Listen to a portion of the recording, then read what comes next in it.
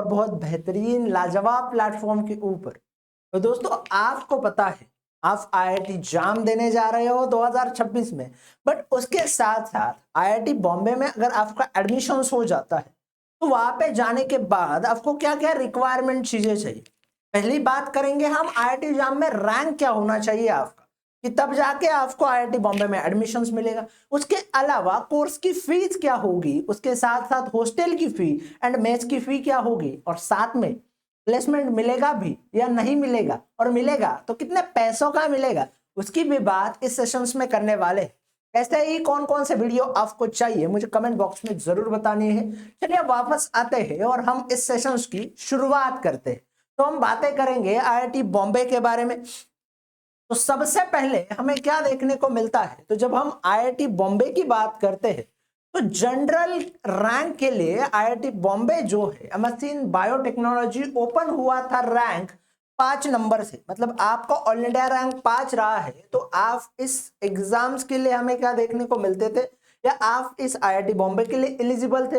But कब से लेके कहा था, तो जनरल में आपका रैंक 25 था तब, मतलब 5 रैंक वाले का एडमिशन से लेके 25 रैंक तक के एडमिशन जो है जनरल कैटेगरी में हुए थे।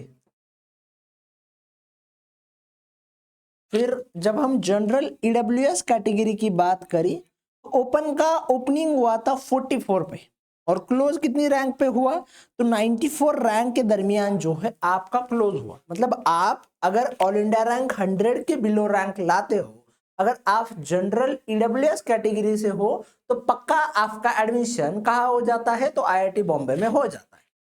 फिर अब हम ओबीसी कैटेगरी की बात करते हैं, और जब हम ओबीसी कैटेगरी की बात करते हैं तो ओबीसी एनसीएल के ओपन कितने रैंक पे हुआ था, तो 28 रैंक पे ओपन हुआ था, और क्लोज कितने रैंक पे हुआ, तो 88 रैंक के ऊपर जो है ये रैंक क्लोज हुआ। मतलब ऑल इंडिया रैंक 28 से लेकर, मतलब ऑल इंडिया रैंक 1 से लेकर ऑल इंडिया रैंक 88 तक, ये जो सारे बच्चे हैं उनको कहाँ एडमिशन मिला था, तो उनको एडमिशंस मिला था आईआईटी बॉम्बे में।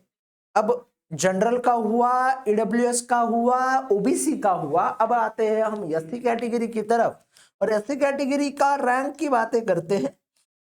तो एससी कैटेगरी का ओपन कितने रैंक पे हुआ था, तो वो हुआ था 194 के ऊपर, मतलब ये 4th राउंड की बातें हो रही है। मतलब ऑल इंडिया रैंक 1 से लेके ऑल इंडिया रैंक 373 तक के जितने सारे बच्चे हैं उनको कहां से एडमिशन मिला, तो उनको एडमिशंस मिला आईआईटी बॉम्बे में एससी कैटेगरी के। फिर अब वही हम एससी एसटी कैटेगरी की बात करते हैं, और एसटी कैटेगरी का मतलब ऑल इंडिया रैंक 1 से लेके क्लोज कितने तक हुआ था, तो ऑल इंडिया रैंक 1153 तक, मतलब लास्ट जो एडमिशन हुआ था वो 1153 कैटेगरी वाला बच्चा है, उसका भी जो है कहाँ पे एडमिशन हुआ था, तो आपके आईआईटी बॉम्बे में एडमिशन हुआ था। वैसे ही पीडब्ल्यूडी का 830 रैंक तक की कहानी यहाँ देखने को मिली। मतलब सिंपल है कि अगर आप general EWS and OBC category के हो तो आपको बिलो 100 रैंक चाहिए। अगर आप एससी एसटी कैटेगरी के हो तो ऑल इंडिया रैंक 1000 तक भी हो तो भी आपका चल जाता है, बट कोशिश करिए कि टॉप रैंक लाए, क्योंकि ऐसा नहीं है कि हमेशा यही कहानी होगी। फिर आगे क्या देखने को मिलता है, तो हमें कोर्स की फीस के बारे में देखते हैं।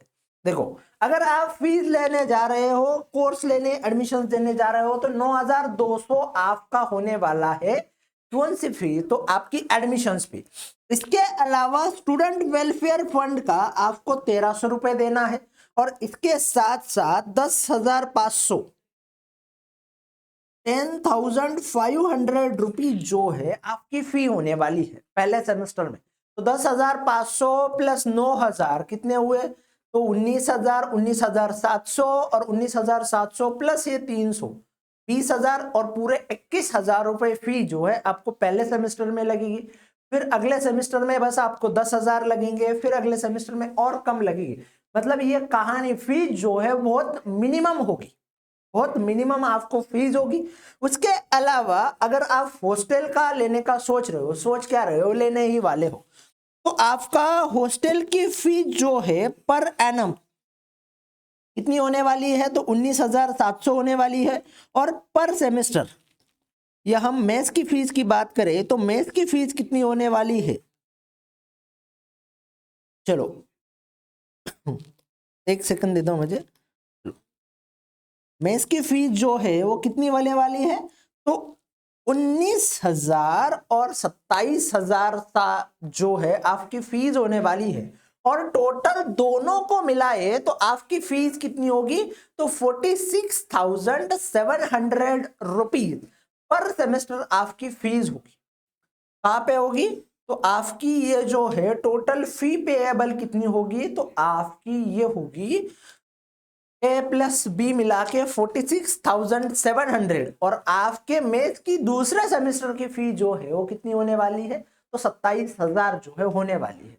और इसके ऊपर यहाँ पे साइन भी देख पा रहे हो आप रजिस्ट्रार के। फिर इसके अलावा अब एमएससी बायोटेक या डिपार्टमेंट आप करते हो, तो यहां से जब आप अपनी सारी कहानी को करते हो तो प्लेसमेंट का परसेंटेज कितना है, तो आप एमएससी 2 साल की रिसर्च में करने जा रहे हो, तो 164 कैंडिडेट ने रिसर्च में इनरोल किया था प्लेसमेंट के लिए। उनमें से पार्टिसिपेट कितने स्टूडेंट हुए थे, तो 156 स्टूडेंट पार्टिसिपेट हुए थे। उसमें से प्लेस स्टूडेंट कितने थे, तो 65 स्टूडेंट प्लेस रहे थे। अब प्लेसमेंट का परसेंटेज कितना है, 41.67 है।